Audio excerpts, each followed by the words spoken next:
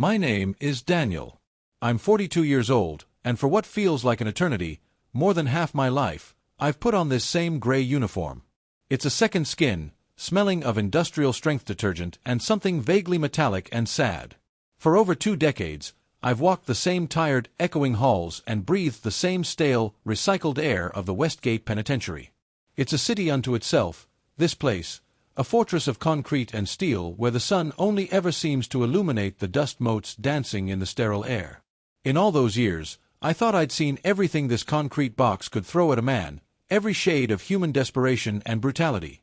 I've seen full-scale riots spark over a portion of cold mashed potatoes and watched men who were mortal enemies on the outside share a quiet, profound moment of understanding over a shared, smuggled cigarette.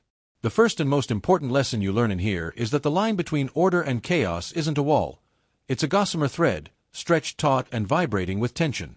My job, my entire purpose for 22 years, was to keep that thread from snapping.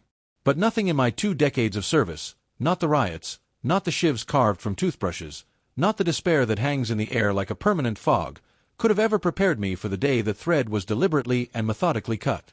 And it wasn't severed by an inmate with a grudge and a homemade weapon, but by the one man who was supposed to be the guardian of that line, the architect of our order, standing right alongside me. The moment that haunts me, the one that plays in my mind on an endless, torturous loop, didn't begin with a bang. It started with a simple, routine yard fight, the kind of mundane violence that's just background noise in a place like Westgate.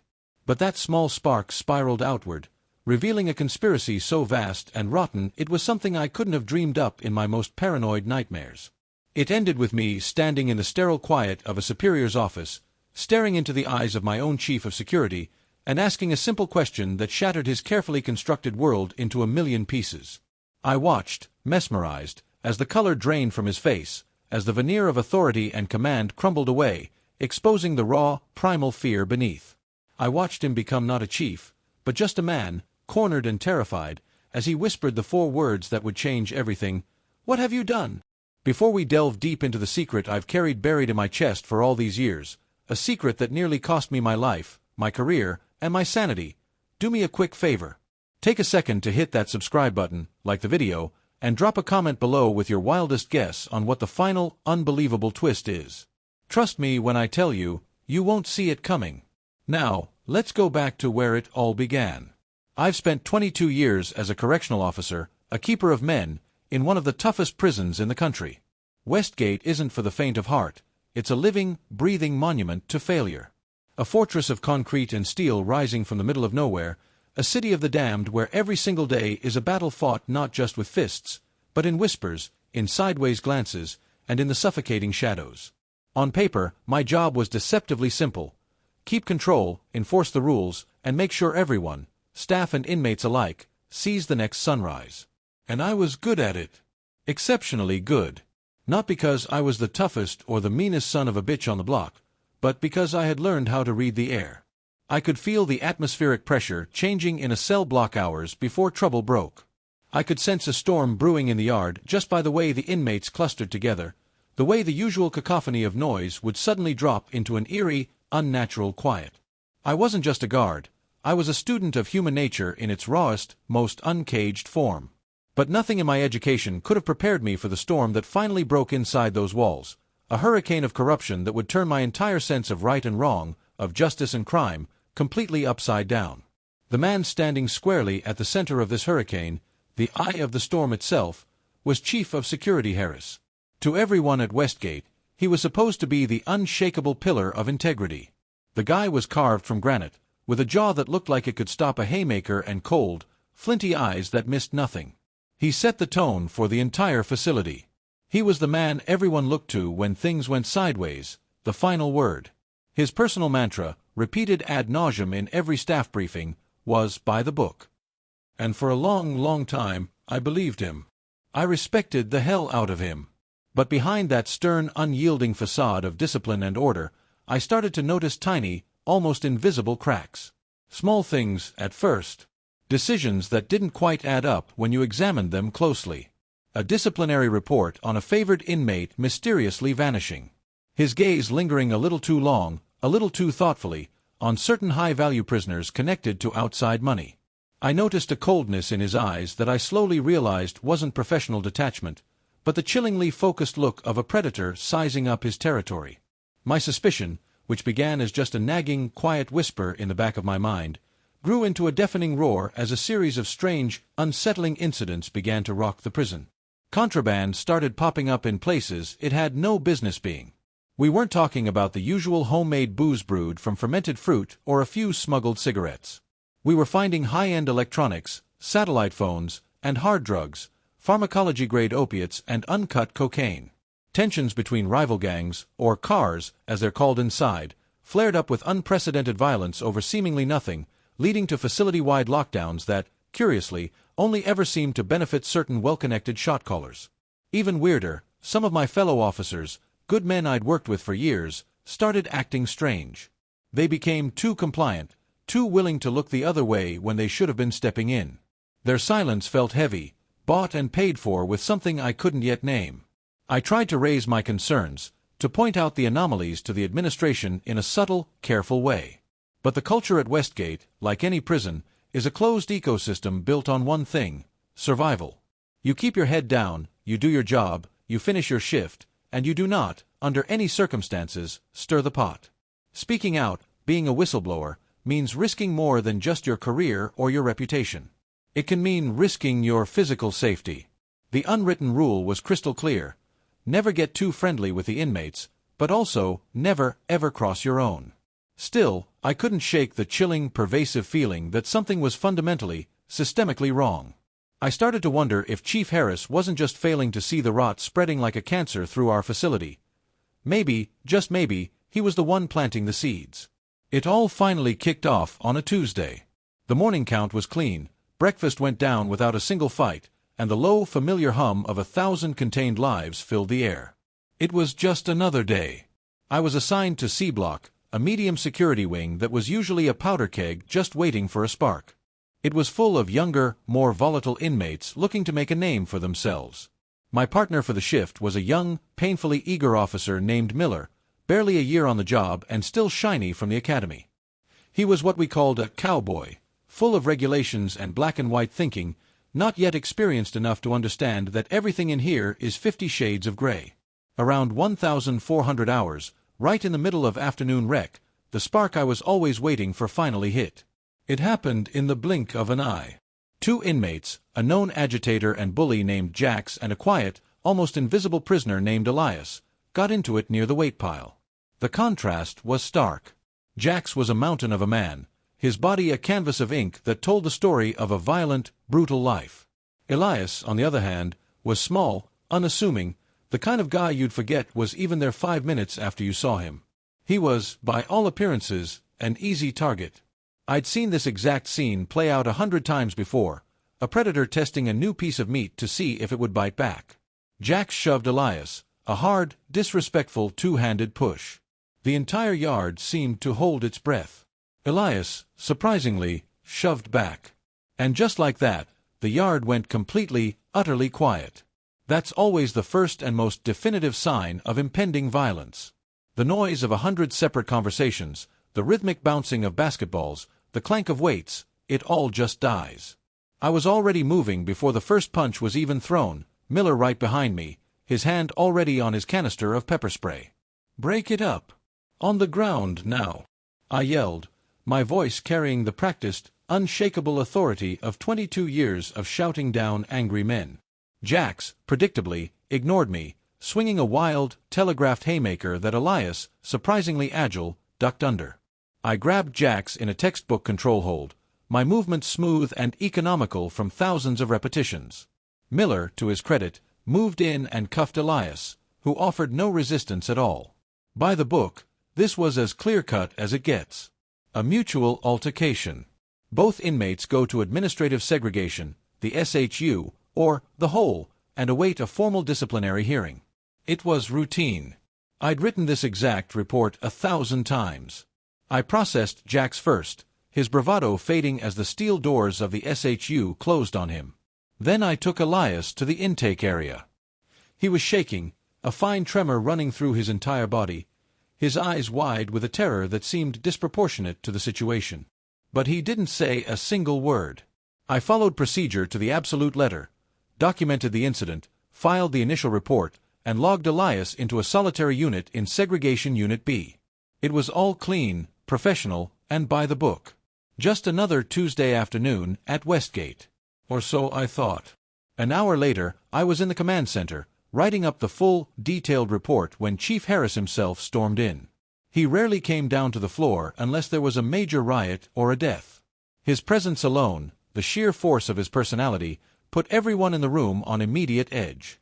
His eyes scanned the room with practiced efficiency and locked right onto me. "Daniel," he barked, his voice tight, coiled like a spring. "My office." "Now." I followed him down the long, silent hall, my mind racing, trying to anticipate what this was about. I figured he just wanted a first-hand account of the fight, maybe to discuss if Jax was inciting gang tensions again. I walked into his office, a space that was always unervingly clean for a place like Westgate, not a paper out of place. He didn't ask me to sit. He just stood behind his massive, imposing oak desk, his knuckles white as he gripped its edge. "Report," he said, his voice a low, dangerous growl. "Chief," I started, keeping my tone crisp and professional. At approximately 1,400 hours, inmates Jax and Elias were involved in a physical altercation in the C-block yard. Officer Miller and I intervened and subdued both individuals according to protocol. Both inmates are now in the SHU pending a disciplinary review. The preliminary report is on your desk. I expected a short nod, maybe a quick question about Jax's affiliations. Instead, a strange, unreadable look crossed Harris's face. It wasn't anger or professional concern. It was something else entirely, something I'd never once seen on him before, pure, unadulterated panic. He leaned forward, his voice dropping to a harsh, strained whisper that was far more terrifying than his usual bark. "You put them both in the SHU?" "Yes, Chief. Standard procedure for a mutual combat incident." His eyes darted around the room, a flicker of paranoia, as if he suspected the walls themselves were listening. He completely ignored the mention of Jax, the known instigator. "Elias, you put Elias in the hole," he repeated, his focus laser-sharp. "Yes, sir. He was the other party involved. He's secure in Segregation Unit B." And then it happened. The moment that burned itself into my memory with the searing heat of a branding iron. Chief Harris just froze. The blood drained from his face, leaving behind a sickly, pale mask of shock. His jaw went slack. He stared at me, but it was like he was looking right through me, at some unseen catastrophe unfolding only in his mind. His hands, resting on the desk, began to tremble, a tiny, betraying tremor that revealed the seismic storm raging inside him.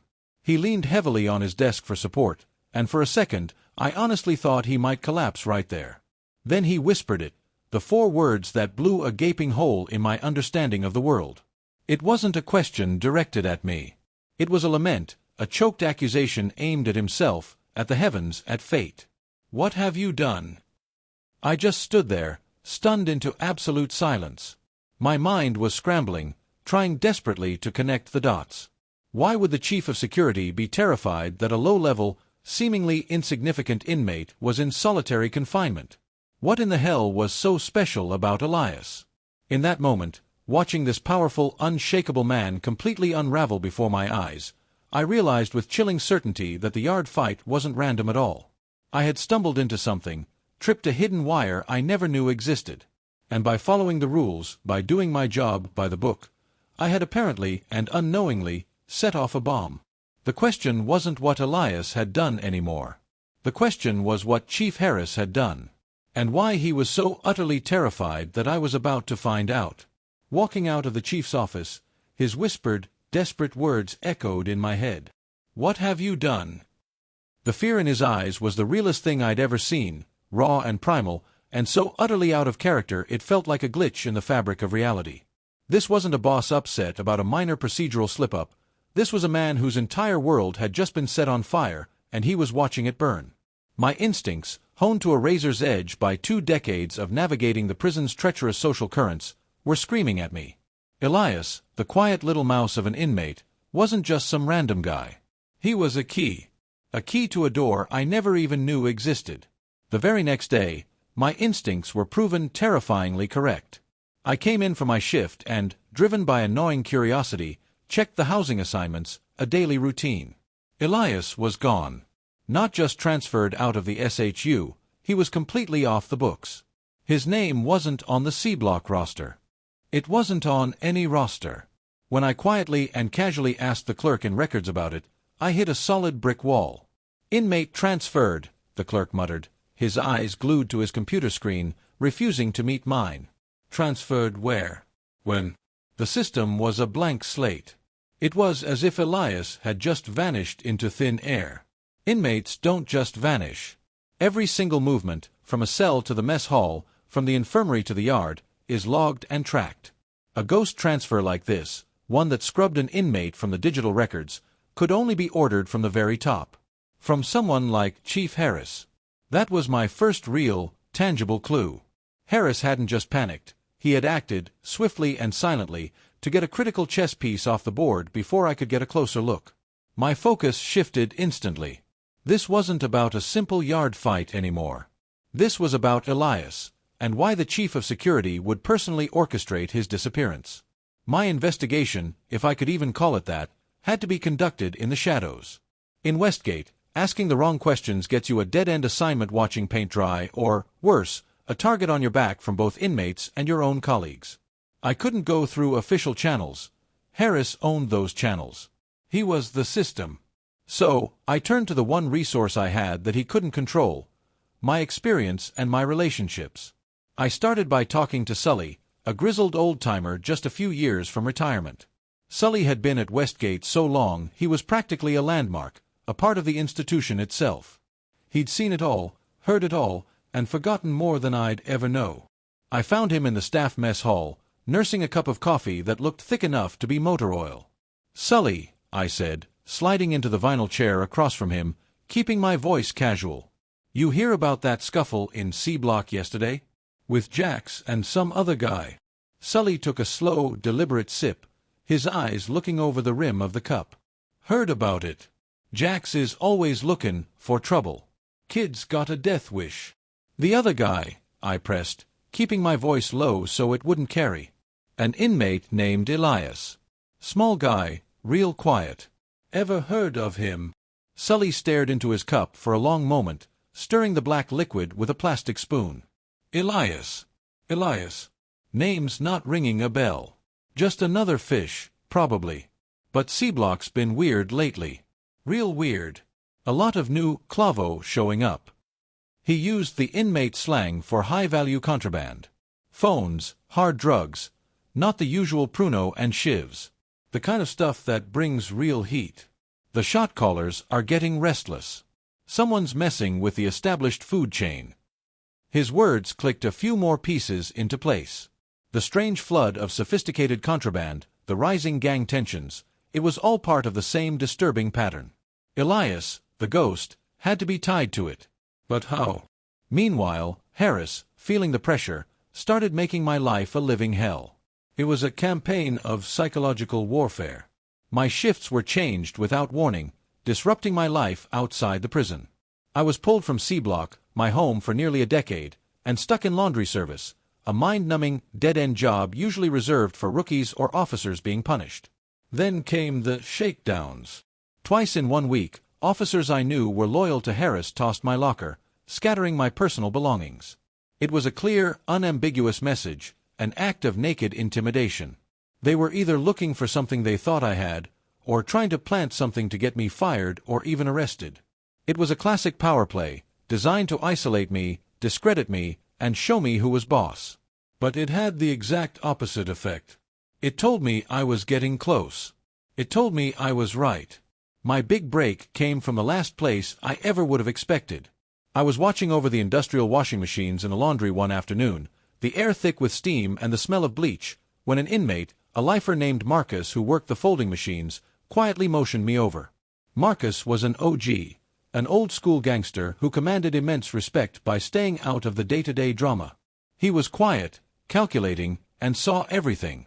"Heard you were asking around about Elias," he murmured, his hands never breaking their smooth, practiced rhythm of folding prison jumpsuits. "You're kicking a hornet's nest, C.O. Daniel. "Just doing my job, Marcus," I replied, keeping my voice neutral, my eyes scanning the room. He let out a low, humorless chuckle. "Elias ain't a fighter. He's a mule. A runner.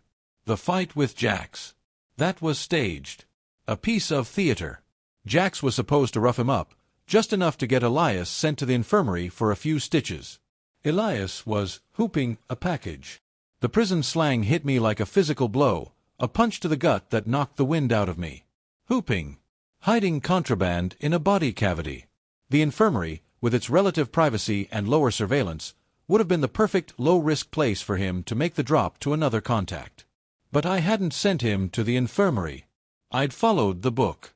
I'd sent him to the SHU. I had unknowingly, accidentally hijacked a major delivery. What was in the package? I asked, my heart pounding against my ribs. Marcus just shrugged, his eyes never leaving his work. "Don't know. Don't want to know. But it was for the new crew. The ones flooding the yard with that high-end poison. They don't answer to the old shot callers. They answer to a different kind of authority." He paused, and then glanced meaningfully toward the administrative wing of the prison. "They answer to the man with the keys." It all clicked into place with the force of a revelation. The staged fight. The sophisticated contraband ring. The new crew of inmates who operated like they were untouchable, protected from on high. And at the center of it all, pulling the strings, was Chief Harris. He wasn't just turning a blind eye to the rot. He was the source of the infection. He was running the whole show. He was using inmates like Elias as couriers, leveraging his position of absolute power to control a massive black market operation right under our noses. He had turned the entire prison into his own criminal enterprise. By putting Elias in the SHU, I had disrupted a major delivery, costing Harris a significant amount of money and, more importantly, exposing a crack in his fortress of corruption. His panicked, "What have you done?" was the cry of a kingpin whose prize mule had just gone missing with a priceless payload. A cold, heavy dread washed over me. This was so much bigger, so much more dangerous than I ever could have imagined. Harris had loyal officers, ducks on his payroll who were either bribed or blackmailed into compliance. He had a network of hand-picked inmates doing his bidding. And he had the institutional power to make anyone who got in his way just disappear, like Elias. I was no longer just a suspicious officer. I was a direct and tangible threat to his entire empire. He had already tried to intimidate me and isolate me. Now that I knew the truth, I had absolutely no doubt that his next move would be far more direct and far more permanent. The question wasn't what Harris had done anymore. The question was, what the hell was I going to do about it? And how could I possibly survive long enough to do it? Knowing the truth about Harris's operation felt like swallowing a block of ice. The knowledge sat cold and heavy in my gut, a constant, chilling reminder of my predicament. I was in an impossible, isolated spot. I couldn't go to the warden. Harris had his ear, and without cold, hard proof, I would just sound like a paranoid, disgruntled grunt with a grudge. Internal affairs was even riskier. The tendrils of corruption in a system this closed run deep, and for all I knew, Harris had people there, too. I was completely, utterly on my own, a man with a target on his back trying to take down a king from inside his own castle walls. I realized with stark clarity that I couldn't fight Harris using the system he so thoroughly controlled. I had to use the prison's other system, the complex, brutal, and rigidly ordered world of the inmates. To beat him, I needed an ally on the inside, someone with enough clout and influence to rival Harris's own network. There was only one realistic option, a man named Kane. Kane was the unofficial mayor of Westgate. A lifer, in for a double homicide, he carried himself not like a convict, but with the quiet, unshakable authority of a Fortune 500 CEO. He was the ultimate shot caller, the leader of the prison's most powerful and established car. His crew controlled the traditional contraband economies, cigarettes, extra food, protection rackets. He was old school, a man who believed deeply in order, even if it was his own brutal version of it. Harris's new, disruptive smuggling ring, bringing in hard drugs and burner phones, was a direct threat to Kane's business. It was making the younger, more reckless inmates sloppy and unpredictable, bringing heat from the administration that hurt everyone's bottom line. In short, Chief Harris was a threat to Kane's control and his empire. Approaching Kane was a massive, career-ending risk. A CO never ever shows an inmate weakness, and you certainly never ask one for help. It was a line you did not cross. But I was out of options, backed into a corner with nowhere left to turn.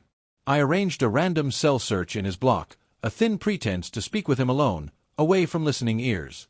I found him in his cell, sitting on his bunk, reading a worn copy of Sun Tzu's The Art of War.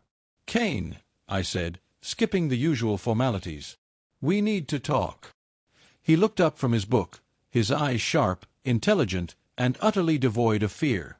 "We have nothing to talk about, officer." "I think we do," I said, my voice low and steady, a gamble in every word. "We have a mutual problem. One that wears a chief's uniform and is flooding your yard with product that you don't control. He's making the kids sloppy, and sloppy gets people hurt. Or worse, it gets the whole prison put on a permanent lockdown. That's bad for business." Kane slowly closed his book, carefully marking his page. He just studied me for a long, silent moment, his gaze analytical, weighing my words, my posture, my intent. "You're a long way from your side of the line, Daniel." Harris pushed me over it. I shot back, meeting his gaze without flinching. "He's running a major operation, and I stumbled into it. Now he's trying to bury me. I can't take him down from the outside, and you can't fight him from the inside without starting a full-blown war that would tear this place apart. But together." I let the idea hang there in the tense air of the cell. It was a dangerous, almost unthinkable proposition, an alliance that broke every rule in the book, written and unwritten. But I saw the cold calculation shift in his eyes. He knew I was right. Harris's unchecked greed was creating chaos, and chaos was bad for Kane's empire. "What do you have in mind?" he finally asked, his voice a low rumble. The plan we devised was simple in its concept, but incredibly risky in its execution. We couldn't just expose Harris. We had to trap him. We had to create a situation so public, so irrefutable, so undeniable, that he couldn't lie, bully, or manipulate his way out of it. We were going to use his own corrupt system against him. Here was the plan. Kane, through his vast network, would spread a carefully crafted rumor that a massive, unsanctioned shipment of contraband was coming in, a ghost shipment. This would serve two purposes. It would make Harris think a rival faction was foolishly moving in on his territory, and his insatiable greed wouldn't let him ignore it. More importantly, his monumental ego wouldn't let him believe anyone could possibly operate without his knowledge or permission. He'd have to intercept it himself to maintain his control and reassert his dominance. The shipment itself would be a decoy, several large laundry bins filled with nothing but folded uniforms. The key was the location and the timing. I would use my access to the duty rosters to manipulate shift assignments, faking a maintenance emergency to pull Harris's loyal men away from loading Dock 7 at a specific time, leaving it completely unmonitored. Desperate to seize the ghost shipment and find out who was behind it, Harris would have to go there himself or send his most trusted man. But here was the real trap, the ace up my sleeve.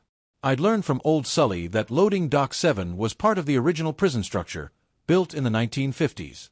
Due to an old, long-forgotten fire code and a quirk in its construction, it had a significant blind spot in the modern CCTV system. But what nobody knew, not even Harris in all his authority, was that an ancient analog audio recording system was still active there, a forgotten relic from a bygone era, its microphone feed still wired directly to a dusty maintenance closet in the basement. It was a ghost in the machine. The night of the planned drop, the entire prison was humming with a palpable tension. Kane had played his part perfectly. The rumors had spread like wildfire. As the designated hour approached, I triggered the fake emergency. A supposed major pipe burst in the kitchen, which, just as planned, drew Harris's key men away from the loading dock. From a secondary control room with a bank of monitors, I watched, my heart hammering against my chest.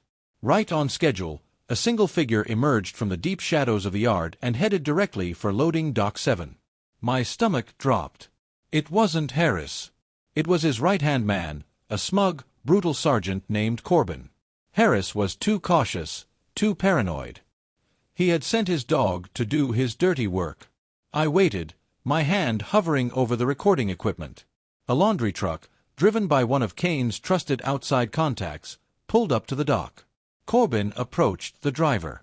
I couldn't see them in the CCTV blind spot, but I knew the hidden audio system was recording every single word. And a small hidden pinhole camera Kane had procured for me, something I'd risked everything to plant earlier, gave me a grainy black and white view of the scene. I watched on the tiny monitor as Corbin confronted the driver. Then, just as they were about to open the bins to inspect the supposed contraband, a second figure appeared, stepping out of the darkness. It was Harris. My blood ran cold. I hadn't expected him to show his face. His paranoia must have gotten the better of him. In the end, he couldn't even trust his most loyal man with a score this big. It was a fatal mistake, born of pure, unadulterated greed. He walked right into the camera's view, his voice now coming through crystal clear on my audio feed, sharp and arrogant. "Open it," he commanded Corbin. "Let's see what these amateurs think they can sneak past me." They threw open the heavy lid of the bin. Inside lay neatly folded prison uniforms. Harris just stared, his face a mask of confusion. And in that exact moment of bewildered silence, the entire loading dock was flooded with the harsh, brilliant glare of floodlights. It wasn't me. It was Kane.